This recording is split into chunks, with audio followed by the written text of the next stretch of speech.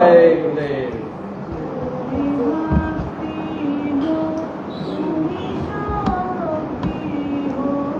तुम्ही भक्ति हो, तुम्ही शक्ति हो,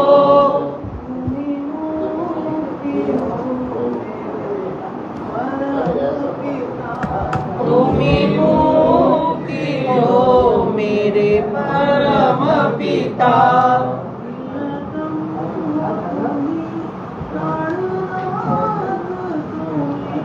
प्रियतम हो तुम्ही, प्राणनाथ तुम्ही।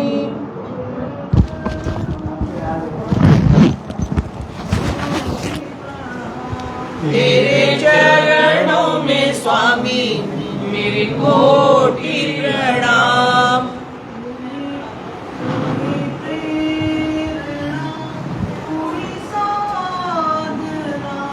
तुम्ही प्रेरणा, तुम्ही साधना,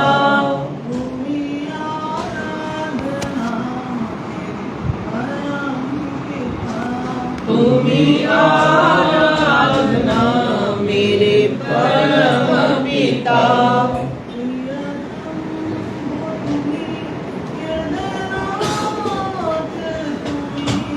प्रियतम हो तुम्ही, हृदयनाथ तुम्ही। तेरे चरणों में स्वामी मेरी कोटि प्रणाम। तेरे चरणों में स्वामी मेरी कोटि प्रणाम। जय गुरुदेव।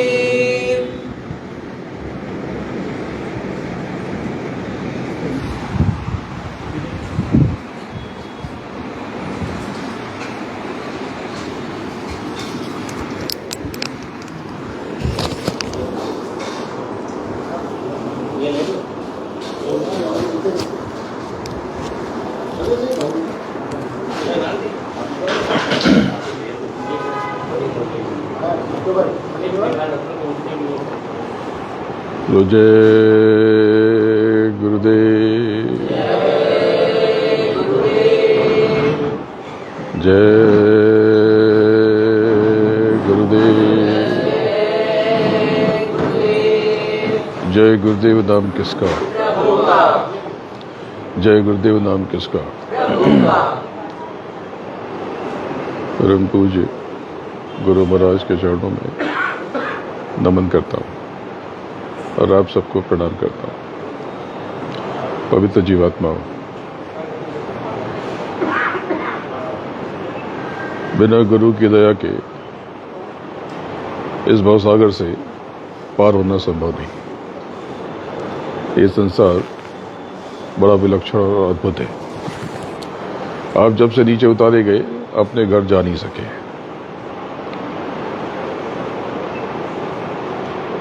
अपने धाम लौट नहीं सके, क्योंकि शब्द की डोर छूट गई और रास्ता आप भूल गए।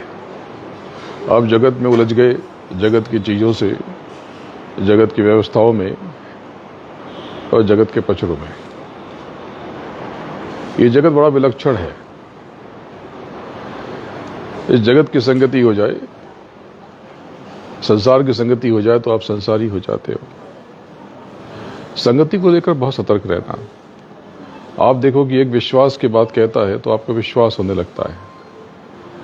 एक हंसी की बात कहता है तो आपको हंसी आने लगती है। एक रोने की बात करता है तो आपको रुलाई आ जाती है। कोई संदेह का विष भर देता है तो आप संदेह से लाल पीले हो जाते। कोई आपके भीतर उल्टे विचारों का जहर भर देता है तो आप क्रोध से चिल्लाने लगते हो। लेकिन कोई आपको अच्छी बात बताए, आपको श्रेष्ठ विचार आपसे साझा करे, आपके भीतर परिवर्तन होना शुरू हो जाता है। हंसी की बातें आपको हंसाती हैं। ये जो आप देखते हो टीवी पर, सिनेमा में, ये हंसी तो नकली है, लिखी जाती है, रची और गढ़ी जाती है, लेकिन उससे जो हास्य पैदा होता है वो तो असली है। आपको लगता है कि किसी की बातें गलत है, आपको लगता है, जरूरी नहीं है कि गलत हो, लेकिन आपको लगता है, लेकिन एक बात सोचो, उससे जो विश्वास पैदा हुआ वो तो सच्चा था। पर कोई कहता है कि अरे ये तो असत्य है, ये धोखा है, तो आप भी कहते हो धोखा है, धोखा है, और आप उस विश्वास की डोर को छूट देते हो और गहरे अंधेरे कुएं में गिर जाते हो। सारा खेल संगति का है, संगति को लेकर सचक रहना। हकीम लुकमान बहुत बड़ा हकीम था, बहुत बड़ा वैद्य था, बहुत बड़ा चिकित्सक था, उसकी सानी नहीं थी। बड़े बड़े राजाओं का, सम्राटों का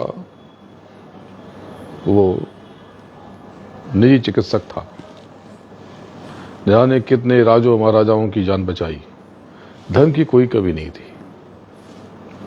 लेकिन उसने एक बात कह दी थी कि वो घड़ी हरगिज न टाली जाएगी जब तेरी डोली निकाली जाएगी। उसका भी अंतिम समय आ गया। अंतिम समय सबका आएगा।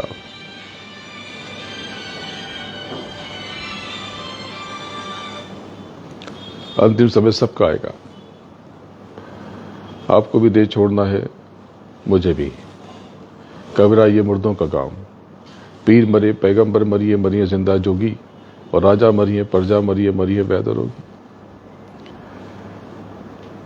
सूरज मरिए, चंदा मरिए, मरिए धरती आकाशा, और 14 भुवन के चौधरी मरिए, इन्हों की काशा। सब मर जाते हैं, सब मिट जाएंगे। 50 साल पहले के बड़े बड़े लोग कहाँ हैं? बड़े बड़े अधिकारी, बड़े बड़े राजपुरुष कहाँ हैं?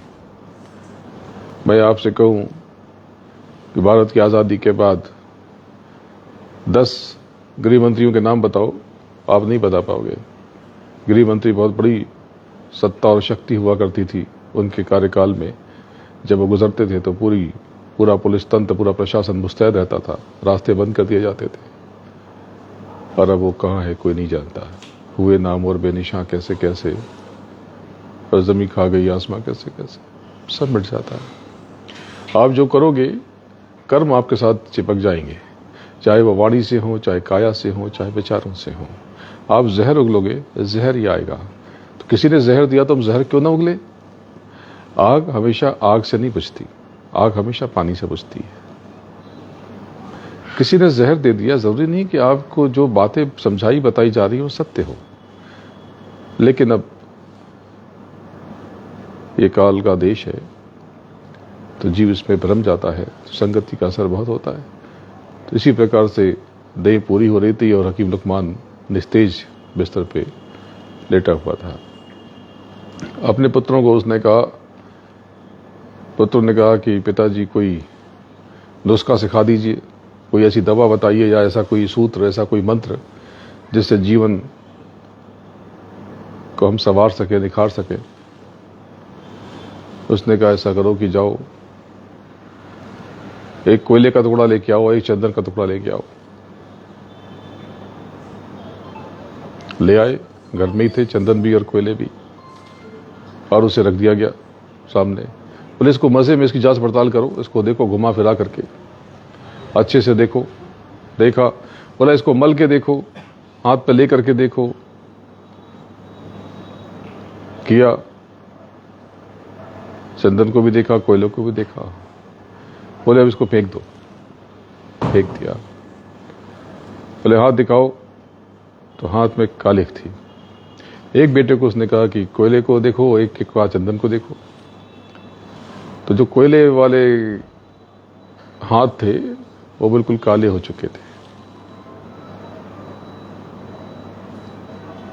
बोले ये देखा तुमने कोयले का स्पर्श किया, इसको स्वीकार भले ना किया हो, इसको तुमने अंगीकार भले ना किया हो, तुमने कोयला भले खाया ना हो, पर केवल संपर्क से ही तुम्हारा हाथ काला हो गया। और जिसे चंदन लिया था, बोले हाथ को दिखाओ, उसमें कुछ लगा नहीं था। बोले उसको सूंघ के देखो। जैसे ही उसने हाथ को अपने नाक के पास लगाया, हाथों से चंदन की खुशबू आ रही थी। बोले जानते हो ये क्या है? ये संगति का असर है। संगति का इतना तगड़ा प्रभाव होता है। अच्छे खासे दिमाग को ये खराब कर सकता है। शांत चित्त व्यक्ति को एक उल्टी संगति बेचैन और दिग्भ्रमित कर सकती है।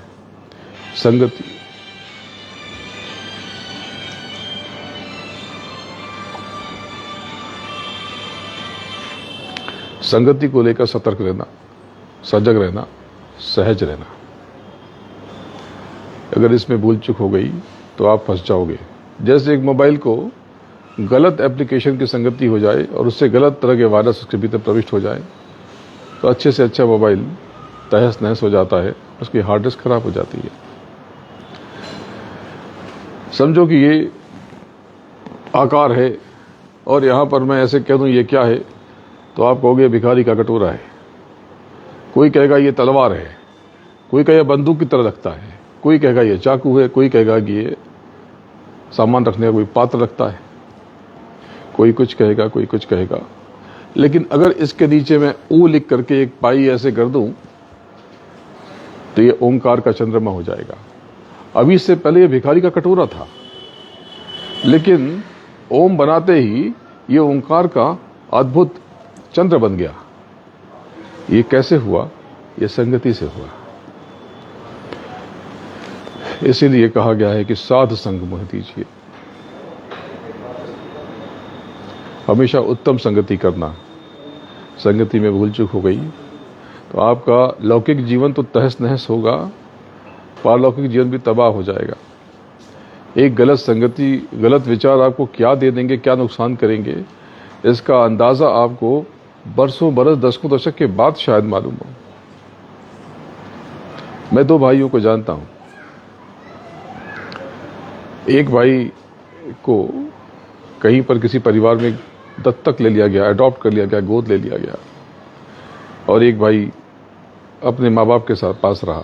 पिता की बचपन में मृत्यु हो गई, परवरिश माँ ने अकेले किया। दिन भर काम करती थी तो बच्चा अपना अलग घूमता रहता था, संगति उसकी खराब हो गई।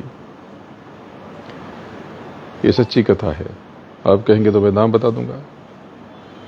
और दूसरा बेटा, दूसरा भाई उसका जिस परिवार में था, वहां पर पढ़ने लिखने का बड़ा अच्छा माहौल था, सभी वैज्ञानिक थे, डॉक्टर थे, भरा पूरा परिवार था। उसके जो एडॉप्टेड फादर थे, गोद लिए हुए जिन्होंने गोद लिया था, वो पिता, कई भाइयों का परिवार था और सब बहुत पढ़े लिखे और बड़े संभ्रांत लोग थे। मुझे जाने का अवसर मिला तो उस घर में कोई तेज आवाज से बात भी नहीं करता, बहुत धीमे से झगड़ा भी करते थे तो आवाज नीची करके, आवाज दबा कर। और यहाँ पर उसकी संगति खराब हो गई, दिन भर चीख पुकार मची रहती थी। बाद में किसी कारणवश, सच्चा या झूठा जाने दे, वो कहता है कि झूठ है, लोग कहते हैं कि सच है, उसको किसी मामले में सजा हो गई और वो 13 या 14 या 12 साल जेल में बंद था। और जेल से बाहर निकला तो अजीब और गरीब, अजीब सा व्यक्ति बन चुका था। उसको देख करके बेचैनी होती थी, चेहरे पे बहुत निर्दयता थी, मासूमियत जरा भी नहीं थी, सच्चाई जरा भी नहीं थी। विचित्र सा उसका आचरण था, क्योंकि जेल में उसको संगति वैसी ही मिली होगी। लेकिन दूसरे भाई से मुझे मिलने का सौभाग्य हुआ, वो बाद में विदेश चला गया, अमेरिका चला गया, और मेरी पहली मुलाकात उसके भाई से अमेरिका में हुई। बाद में ये पूरी कहानी मालूम पड़ी और दोनों परिवारों से मेरा मिलना जुलना हुआ। और वो भाई बहुत बड़ा वैज्ञानिक हो गया वहाँ पर, और बहुत बड़ा नाम है उसका। नाम लेना ठीक नहीं है, लेकिन उसका बहुत बड़ा नाम है, बड़ा सम्मानीय व्यक्ति है, पूजनीय व्यक्ति है, रिस्पेक्टेड है। और दूसरा भाई अपराधियों में गिना जाता है, छोटे मोटे कुछ काम करता होगा। ये दोनों के जीवन में इतना बड़ा फर्क कैसे हुआ? संगति। संगति आपको चाहे तो आपके दिमाग में जहर भर दे, और संगति चाहे तो आपके जीवन में आनंद भर दे। एक खुशबू, भले वो असली हो या नकली हो, यानी प्राकृतिक हो या गढ़ी हुई हो, आप स्वयं से सोचना। अगर आपको लगता है कि ये तो नकली खुशबू है, हटाओ इसको, लेकिन उसने आपको क्या दिया? आप जो सोच रहे हो वैसा नहीं, लेकिन अगर मान लो एक क्षण को भी सोचो, आपको दिमाग में किसी ने जहर भर दिया, आप एक क्षण को सोचो कि वो खुशबू तो प्राकृतिक थी और उसकी सुगंध प्राकृतिक थी, आपको सुख देती थी, लेकिन अब वो खुशबू नहीं मिली, उसके बदले में एक नकली खुशबू है। लेकिन वो भी खुशबू ही है, बदबू नहीं है, वो भी आपको आनंद बिखेर रही है। ये जो परफ्यूम लगाते हो ये तो नकली है, दुनिया भर के इसमें रसायन है, अल्कोहल बेस होगा या वाटर बेस होगा या ऑयल बेस होगा, इसके अंदर तरह तरह की नेचुरल या केमिकल चीजें डाली गई होंगी, पूरी तरह से ये नकली, लेकिन देती तो खुशबू है। अगर प्राकृतिक है लेकिन वो बदबू है, आप शौच क्रिया करते हो, वो तो प्राकृतिक है सब, लेकिन किस काम का है? 10 मिनट अगर आपने फ्लश नहीं किया तो पूरा बाथरूम बदबू से भर जाता है। और ये सारी चीजें जो आप विसर्जित करते हो आपकी देह से निकलता है, जिसको आपने त्यागा है, जो त्याज्य हो गया, आपके भीतर से रचनाकार ही आप हो। यानी कोई विष निकलता है, कोई जहर निकलता है, कोई बुरी बात निकलती है, आपके जीवन से ही निकल रही है। आप ही करता धरता हो, आप ही का ये सारा कारनामा और करतूत है। किस बात के लिए बेचैन होते हो? किस बात का विरोध है आपको? जगत यही छूट जाएगा, व्यापार में विरोध, परिवार में विरोध, संसार में विरोध। क्यों विरोध करना? एक चीज ध्यान रखना, मैं बहुत बड़ी बात बताता हूं, संतोष रखना। 2 कदम पीछे हटने को तैयार रहना। कोई कहे कि आपने मेरा धन लूट लिया, बोले कितना लूट लिया? बोले कि इतना रुपया। बोले 1 रुपया ज्यादा लेके जाओ भाई। तुम्हें सुकून होना? तुम्हें लगता है मैंने लूट लिया? तुम्हें लगता है कि तुम्हारा धन मेरे पास आ गया? बिल्कुल तुम्हें लेके जाना चाहिए। क्यों लेके जाएं? अब इस पे 2 मत हो जाएगा। दूसरा कहेगा अरे ऐसे कैसे, हम क्यों देंगे, हमको तो दिया नहीं उसने तो इस काम के लिए खर्च किया, उस काम के लिए किया। इसका कोई मतलब नहीं है। वो क्या कह रहा है, वो क्या चाहता है, खत्म करो, आप आगे बढ़ो, सहज हो जाओ, सरल हो जाओ, निर्मल हो जाओ। वो व्यक्ति जब स्वयं विचार करेगा, कभी न करे तो न करे, आपके ऊपर बोझ नहीं रहेगा कि मैं अगर थोड़ा सा प्रयास कर लेता तो चीजें बदल जाती हैं। लोग आपको बिना आपसे संवाद किए हुए आपको बुरा समझते हैं, उनको अधिकार है। वो क्या सोचते हैं वो करने दो। आप स्वयं से पूछो कि आप क्या हो, सही हो या गलत हो। अगर आप सही हो तो निश्चिंत रहना, थोड़ा तनाव होता है, सत्य के राह में दिक्कत आएगी। गलत वो भी नहीं है, लेकिन उसकी संगति ने उसे खराब कर दिया। संगति ने खराब क्या कर दिया, उसके विचारों को उलट पुलट कर दिया। अब चीजें बदल जाएंगी। एक चीज ध्यान रखना, किसी भी झमेले विवाद में मत फंसना, संतोष रखना। कहीं अगर साझेदार हो, व्यापार में, कारोबार में, दफ्तर में, दुकान में, 2 भागीदारों में या 2 कर्मचारियों में आपस में कहासुनी हो जाए तो 1 कदम पीछे हट जाना। उससे बोले तुम्हें क्या चाहिए? बोले मुझे 10 रुपये ज्यादा चाहिए। बोले तू 11 रुपये ज्यादा ले ले। अगर आप पीछे हट जाओगे, बढ़ करके उसको जो चाहता है उससे ज्यादा दे दोगे, यकीन करो ये जो आप दे रहे हो, आप दाता हो गए, इसका कई गुना आपके पास दौड़ के वापस आने वाला है। आपको अंदाजा नहीं है। आप देखो जो बड़े बड़े लोग हुए, हमेशा देने वाले हुए। दाता हमेशा आसमान छूता है और लेने की नियत रखने वाला हमेशा मुश्किलों में और मुसीबत में भरा रहता है। सुदामा तब तक रंक रहे जब तक उनके ऊपर श्री कृष्ण के 1 मुट्ठी भोजन का, अनाज का कर्जा रहा, और जैसे ही उन्होंने श्री कृष्ण को लौटाया, चीजें बदल गई। हमेशा खुद को, हर चीज को उस प्रभु के, उस सदगुरु के चरणों में अर्पित समर्पित करने की कामना करना। हमेशा। मेरे जीवन में कई बार ऐसा हुआ। एक बार ऐसी विषम परिस्थिति आ गई, मैं नाम नहीं लूंगा क्योंकि उसका संबंध यहां बैठे एक व्यक्ति से है।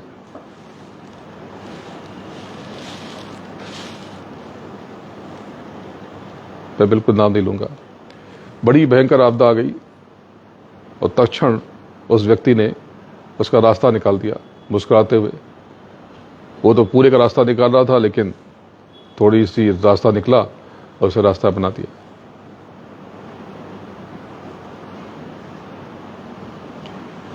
और चीजें उसी क्षण हल हो गई। उसने लेने की कामना नहीं की, उसने देने की कामना की।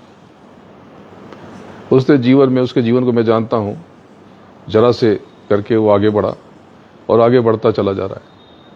आगे मैं उसका भविष्य देख रहा हूं, बहुत चमकता हुआ दिखाई पड़ रहा है। देने वाला हमेशा आगे बढ़ता है, देने वाला हमेशा आगे बढ़ता है। लेने की कामना करने वाला, छीनने वाला हमेशा मात खाता है, हमेशा पीछे रह जाता है। इस जगत की कोई वस्तु, कोई चीज, कोई रिश्ते नाते आपके साथ नहीं जाने वाले।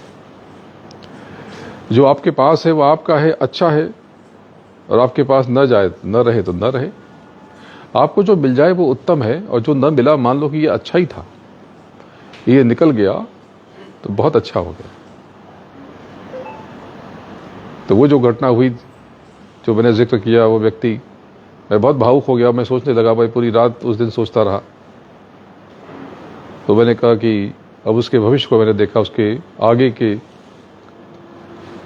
जन्मों को देखा, तो एक कदम से न जाने कितने अनंतों जन्मों का उसने फेरबदल कर दिया। ये क्या होता है? ये जो क्रियामान कर्म है, आपने अभी काम कोई किया, किसी को गाली दे दी, अब इस गाली का फल आपको इस जीवन में मिल जाएगा, आपको 4 गालियां और पड़ जाएंगी। लेकिन इससे प्रारब्ध बना, इसमें आपको लाखों करोड़ों गालियां आपको मिलेंगी, और उसके बाद संचित कर्म हो गया, वहां पे खरबों खरब गालियां ऊपर ब्रह्म स्थान में संचित हो गई। अभी तो आप भोग ही ना पाओगे, केवल गालियों में आप डूब जाओगे। लेकिन आपने किसी को एक रोटी खिलाई। आप कौन होते हो किसी को रोटी खिलाने वाले? आप कुछ नहीं होते। आप किसी को रोटी खिला ही नहीं सकते। जिस मालिक ने उसे बनाया है, उसका पेट बनाया है, उसके भीतर की शुदा यानी भूख बनाई है, उसी ने रोटी भी तो उगाई है, अनाज भी तो उगाया है, और उसी ने उसके लिए रोटियों का इंतजाम भी किया है।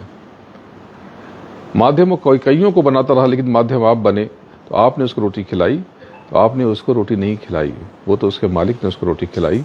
लेकिन आपके द्वारा रोटी खिलाई, और आपने सहज रोटी खिलाई, न रो करके, न कलप करके, या स्वेच्छा से और पूरे भाव से, पूरे आदर से हाथ जोड़ करके कि आप एक रोटी और खाइए, 2 रोटी और खाइए। ये आपने उसको नहीं खिलाई, आपने अपने लिए अनंतों जन्मों तक की रोटी का इंतजाम कर लिया, अनंतों जन्म।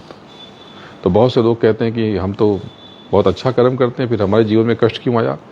आपने नेकी बहुत की, लेकिन इसके साथ में आपने जरूर उल्टे कर्म किए होंगे, नहीं तो ये सब कुछ जो है वो आपका ही है। हो सकता है कि आप तैश में आ जाते होंगे और लाखों गुना, अरबों खरबों गुना तैश का इंतजाम कर लेते हो सकता है कि आप असत्य बोलते हो, इसलिए आपने अरबों खरबों गुना उल्टे फलों का सृजन कर लिया। हो सकता है कि आप उल्टा सोचते हो, मैं जान दे दूं, मैं मर जाऊं, कुछ नहीं होता, या फला ऐसा है, ढिका ऐसा है, निंदा करते हो, आलोचना करते हो अनजाने में। सारे पूरा संसार कोई अपराधी नहीं है, अगर कोई अपराधी बना वो भी भोलापन है उसमें, उसकी संगति बिगड़ गई, दिशा बिगड़ गई, और वो कर्मों के जाल जंजाल में फंस गया। तो जो अच्छा कर्म करता है, लेकिन उसके हाथ से, उसके शरीर से, इस देह से, विचारों से, मन से, जुबान से कर्मों की दिशा उल्टी पलटी हो गई। अब ये उलट पलट ने उसको, उसकी राह को, उसके जीवन की राह को बेचैन करके रख दिया। लेकिन नेकी की थी इसलिए वो डूबा नहीं। नेकी की थी, जरूर किसी का भला किया होगा, जरूर किसी के कलेजे का सुकून बना होगा, जरूर किसी के पेट का भोजन बना होगा। इसलिए विपरीत परिस्थितियों में वो पूरा शरीर उसका पानी के समुद्र के अंदर फंसा हुआ, लेकिन नाक ऊपर रही, और अचानक से कहीं कोई ऊपर हवा में उड़ता हुआ कोई देख लेता है, या नाव चलाता हुआ देख लेता है, एक रस्सा फेंक करके उसे निकाल लेता है। और डूबते डूबते भी वो डूबा नहीं, क्योंकि ये जो कहा कि हम अच्छे कर्म करते हैं, हमारे साथ ऐसा क्यों हुआ? ये अच्छे कर्म जरूर आपके पास लौट के आएंगे। लेकिन आज जो अगर कोई विपरीत स्थिति को भोग रहा, तो ये उसके उल्टे कर्म है। मैंने बताया कि, बहुत बार बताया है कि कर्जा क्यों हो जाता है, आर्थिक कष्ट क्यों आते हैं। आर्थिक कष्ट उस हर व्यक्ति को आएंगे जो तैश में आता है, जो निंदा करता है, आलोचना करता है, बात बात में थूकता है, असत्य बोलता है, जाने या अनजाने। उसको आर्थिक कष्ट आएंगे। तो भाई असत्य तो व्यापार में करना पड़ता है, नहीं आपको सत्य नहीं बोलना, बस यही करना ना। आपको 20% मिलता है, इसके बदले में आपको ये क्या जरूरत है कि हमको तो 2% मिल रहा, ये तो झूठ बोल रहा। आपको तो भाई मुझे ज्यादा नहीं मिलता, कुछ प्रतिशत मिलता है। आप जो समझ रहे हैं मुझे नहीं पता, लेकिन इसमें कमाई लिमिटेड है, इससे कम हम नहीं कर पाएंगे। बात खत्म हो जाती है। हर पत्ता खोलने की जरूरत क्या कि भाई इसमें तो 2% मिलता है। या बहुत से लोग कहते हैं, व्यापारी अक्सर कहता है आपको पता नहीं मैं घर से दे रहा हूं, ये झूठ है। कोई व्यापारी जल्दी घर से नहीं देता। हाँ, सड़ रहा हो, गल रहा हो, कट रहा हो, कुछ और बात हो, आग लग गई हो, बीमार हो गया हो, कुछ कहीं से भी कैश लेकर के आना है तो जरूर वो नुकसान में बेचता है। लेकिन सामान्य व्यापार में कोई व्यक्ति जल्दी नुकसान में नहीं बेचता, मोटा मोटी। लेकिन अधिकतर व्यापारी कहते हैं कि हम मैं कॉस्ट प्राइस में आपको दे रहा हूं, क्या जरूरत है झूठ बोलने की। हाँ, आप ये कह दीजिए कि मैं इसमें बहुत मुनाफा नहीं कमा रहा हूं, और अगर आपको लगता है कि सस्ता मिल जाए तो आप जरूर वहां से एक बार बाजार घूम के आ जाइए। आपको अच्छा लगे तो वैसा कर लीजिए, जो आपको ठीक लगे। जब आपके चेहरे पे भाव में शीतलता आ जाएगी, शांति आ जाएगी, एक विश्वास पनपेगा, वो कहीं हिल ना पाएगा। बोले आपको लगता है, आप एक बार बाजार घूम लीजिए। ये जो कुछ है बाजार के नियमानुसार है, एक क्षण में बाजार में रह नहीं पाऊंगा। आपको लगता है कि महंगा है तो चीज महंगी है, आपको अच्छी चीज पसंद आ रही है, अब इस क्वालिटी उस क्वालिटी में फर्क है, तो आपको अगर वो अच्छा लगता है तो जरूर आप 2 पैसे अपने बचा लें। लेकिन मैं इतना बता रहा हूं कि हमारी क्वालिटी अलग है, वो नहीं है, उस भाव की नहीं है। पर आपको अच्छा लगता है तो आप उसे जरूर लें और उसको इस्तेमाल करें, और अच्छा लगता है तो वही लेते रहें। पर हमको पता है कि हम क्या बेच रहे हैं, खत्म हो गया। बड़ी बड़ी कहानियों की बहुत ज्यादा बात करने की जरूरत नहीं है। कल मेरे सत्संग में मैंने बताया था कि हम ऋषि मुनि और योगियों के देश में रहते हैं, और ये ऋषि मुनि योगी सब हम हो सकते हैं। अपने भीतर बहुत से लोग आपके ऊपर आरोप लगाएंगे, किस किस चीज का जवाब दोगे, क्या क्या कहोगे। कीचड़ में कूद फान करोगे, डंडा मारोगे तो क्या होगा, कीचड़ का तो क्या नुकसान कर लोगे। इसका मतलब ये नहीं कि हर कोई कीचड़ है, एक उदाहरण की बात है। विचार कीचड़ होते हैं, उल्टे विचार, खराब विचार हो सकते हैं। कोई इंसान गलत नहीं होता, मैं किसी को गलत नहीं समझता। हाँ, उसके कर्मों की दिशा, विचारों की दिशा, वाणी की दिशा उल्टी पुल्टी हो सकती है। किसी को गलत मत समझना, किसी की निंदा आलोचना मत करना। जब आप मेरे अपने होकर के किसी की आलोचना निंदा करते हो तो यकीन करो मुझे बहुत पीड़ा होती है। कुछ लोगों ने किसी की निंदा की तो मैंने तुरंत उस पर रोकथाम लगाने की कोशिश की। संसार को रोक नहीं सकता, लेकिन सत्संग के माध्यम से तो बता ही सकता हूं। मैंने आज तक किसी से कभी नहीं कहा कि आप गलत कर दो, चुपके से पीछे से आकर के छुप करके आप गलत कर दो, और बताना मत कि आपने गलत किया है। 4 दिन की जिंदगी है, इसको इतना उलझाने की जगह है क्या। किसी से आपको प्रेम है, वो प्रेम करता है, आप चौगुना प्रेम करो। कोई आपसे घृणा करता है, उसको भी आशीर्वाद दो, दुआ दो, आगे बढ़ो, और उसकी अच्छी यादों को लेकर के आगे चलो। कभी ना कभी तो उसको एहसास होगा कि उसने अच्छा किया या बुरा किया, और ना हो तो ना हो, क्या करोगे। आपको ये तो पता है कि आप क्या हो। कोई कुछ भी समझ ले, आप चिंतित मत होना, प्रसन्न रहना।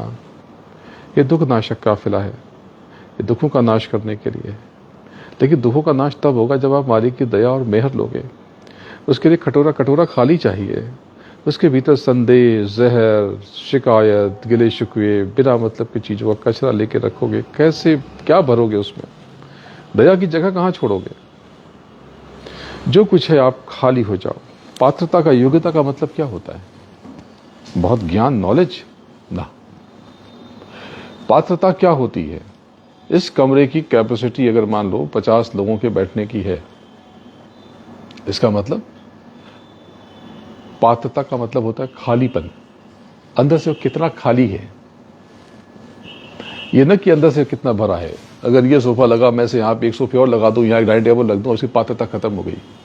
बमुश्किल 50 लोगों की जगह में यहाँ पे 15 लोग भी नहीं आ पाएंगे। लेकिन यहाँ कुछ और चीजें रख दूं, कोई बड़ी मूर्ति रख दूं, कोई सामान रख दूं, बड़े बैग रख दूं, अब यहाँ 4 लोग से ज्यादा खड़े नहीं हो पाएंगे। बहुत कुछ जान लेना पात्रता नहीं होती। संदेह मत किया करो, खोजबीन मत किया करो, आपकी पात्रता खत्म हो रही। बहुत तलाश मत किया करो, तलाश करना हो तो अपने भीतर तलाश किया करो, विश्वास रखा करो। किसी चीज को जान लोगे, जान के क्या हासिल कर लोगे? नुकसान के सिवा क्या करोगे आप? जिन्होंने बहुत जान लिया, मिला कुछ नहीं और गंवा सब दिया, खाली के खाली रह गए। कल किसी ने कह दिया कि आपको देख करके आप गुरु महाराज की याद आती है। मैंने कहा आपका बड़प्पन है, मैं गुरु महाराज नहीं हूं, मैं तो उनके चरणों की धूल हूं। लेकिन कोई ये सुन ले तो उसको वहम हो जाए, उसको संदेह हो जाए कि अच्छा ये देखो, ये तो अपनी पूजा करवा रहे हैं, ये गुरु महाराज के समकक्ष को स्वयं को खड़ा करने की कोशिश कर रहे हैं। और कल किसी ने कह दिया कि गुरु महाराज का देह का अंत हो गया, लेकिन फिर भी ये मानते हैं कि थे हैं रहेंगे। ये उसके भाव है। मैं बार बार कहता हूं, मेरे भाव कदापि ये नहीं। मैं तो हमेशा से ये कहता हूं कि जिनके लिए गुरु महाराज मर गए उनके लिए तो मर ही गए हैं, उनके लिए सारी संभावनाएं मर गई। पर हमने एक महामंत्र अपनाया है, जरूर कुछ समय बीतने दो, कोई सुराग मिलेगा, कोई रोशनी की किरण फूटेगी, तब आपको मेरी इस कथन की, इन बातों की और मेरी सच्चाई का पता चलेगा। मैं क्या कहता हूं, कोई बुरी बात नहीं कहता, लेकिन मेरी बातों से लोगों को भय लगता है। वो बात क्या है? वो मंत्र है और वो तथ्य है और वो सत्य है। वो तथ्य क्या है? वो मंत्र क्या है? कि गुरु महाराज थे और गुरु महाराज और गुरु महाराज रहेंगे। बस इतनी सी बात मैं कहता हूं। इसमें कितना बड़ा विश्वास छिपा हुआ है। विश्वास की बेल कभी टूटने मत देना। विश्वास की ईंट दरक गई प्रेमियों तो सब दरक जाएगा। एक दूसरे पर संदेह मत करना, दाता बनना, 2 कदम पीछे हटना हो, 10% ज्यादा देना हो और 10% कम लेना हो, हमेशा तैयार रहना, सर झुका के तैयार रहना, सर झुका के। और कोई कहे कि तो मैं कुछ नहीं दूंगा, तो वो भी तैयार रहना। बोला बिल्कुल बिल्कुल ठीक है। अपने कर्मों को लेकर सजग रहो, दूसरों की कर्मों की चिंता मत करो। मैं बार बार कहता हूं कि जब कोई एक उंगली उठाते हो तो हमारी 3 उंगलियां खुद की तरफ होती हैं। तो बुरा जो देखन में चला, बुरा ना मिला कोई, और अपने भीतर देखा तो मुझसा बुरा ना कोई। आप क्या समझते हो? प्रेम में हो तो संसार दूसरा दिखाई देता है, और जैसे ही घृणा में आ जाते हो वही संसार आपको विकृत दिखाई देने लगता है। जिससे आप प्रेम करते थे, जिससे आपका विवाह हुआ, किसी का विवाह हुआ, तो शादी के पहले माहौल दूसरा था। 10-10 घंटे फोन पे बात करते थे, कितना आकर्षण था। शादी के पहले कितनी तैयारियां की, नाच गाना किया, रंगाई पुताई की, अपने चेहरे पे दुनिया भर की मेहनत की, ब्यूटी पार्लर में गए, पता नहीं क्या क्या किया। क्योंकि तब एक संभावना है, वो एक प्रेम और एक भाव, एक लगाव की डोर थी। और जैसे ही किसी विवाद पे टूटे, वही प्रेमी व्यक्ति शत्रु नजर आने लगता है। सब पलट गया। ये किसने किया? ये विचारों ने किया, और आपकी संगति ने उस विचारों को हवा दी। ऐसे लोगों की संगति करोगे जो तुम्हारे संदेह के, तुम्हारे भी संदेह का बीज बो देंगे। किसके साथ खिलवाड़ कर रहे हैं? जिसके प्रति संदेह कर रहे हैं उसका क्या बिगाड़ जाएंगे? तो संगति को लेकर सजग रहना। आप सबके साथ बड़ा अच्छे समय बीता। आज इस यात्रा का 15वां दिन है। 15वें दिन में 50 सत्संग हुए और बहुत से जीव जुड़े। पुराने से ज्यादा नए लोगों की तादाद बहुत थी, और वही काम मेरा है। पुरानों को तो रास्ता पता है। मैं कहाँ बुलाता हूँ पुरानों को? मैं किसी को नहीं कहता मेरे पास आओ, मैं ही चला जाता हूँ। और बहुत जाता भी नहीं हूँ, क्योंकि संकोची हूँ। बहुत जगह इस अभी ये यात्रा हुई, थोड़े समय से मैंने घूमना शुरू किया, लेकिन मैं चाहता हूं कि आप अपने भीतर उतरें, अपने अंतर में उतरें और मालिक का दर्शन करें, नाम की कमाई करें, संदेह से मुक्त रहें, भय से मुक्त रहें, तनाव से मुक्त रहें। जब मालिक के चरणों में आप शीश नवाएंगे तो आपका जीवन बदल जाएगा। संदेह करेंगे तो सच्चा भी आपको झूठा नजर आएगा, और झूठे पर भी विश्वास करेंगे तो वो अपने कर्मों को भुगतेगा, आपका तो काम होके रहेगा। अब यहाँ से कुछ पलों में आगे निकलना है, तैयारियां हो रही हैं, सब अच्छा होगा, उत्तम होगा। आपका दिन शुभ हो, आपका जीवन शुभ हो, आपका जीवन, आपका सब कुछ शुभ हो, आपके जीवन में सब शुभ हो, आपके जीवन में मंगल हो, आपके विचारों में मंगल हो, आपकी कामनाओं में, सोच में, आपके भीतर मंगल हो, चारों तरफ मंगल हो, चारों तरफ शुभ हो। बस यही शुभ आशीष आपको, आप जहाँ रहें सुखी रहें, खुश रहें, मंगल में रहें, आनंद से रहें। मैं रहूं न रहूं इससे बहुत फर्क नहीं पड़ता। मालिक आपके साथ रहे, आपके ऊपर दया रहे, आपके ऊपर मेहर रहे। बोलो जय गुरुदेव।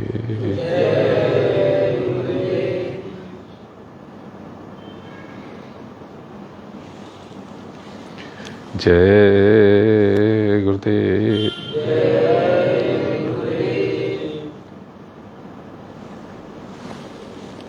जय गुरुदेव नाम किसका? प्रभु का। जय गुरुदेव नाम किसका? प्रभु का। गुरु महाराज के चरणों में नमन करता हूँ और आप सबको प्रणाम करता हूँ। जय गुरुदेव।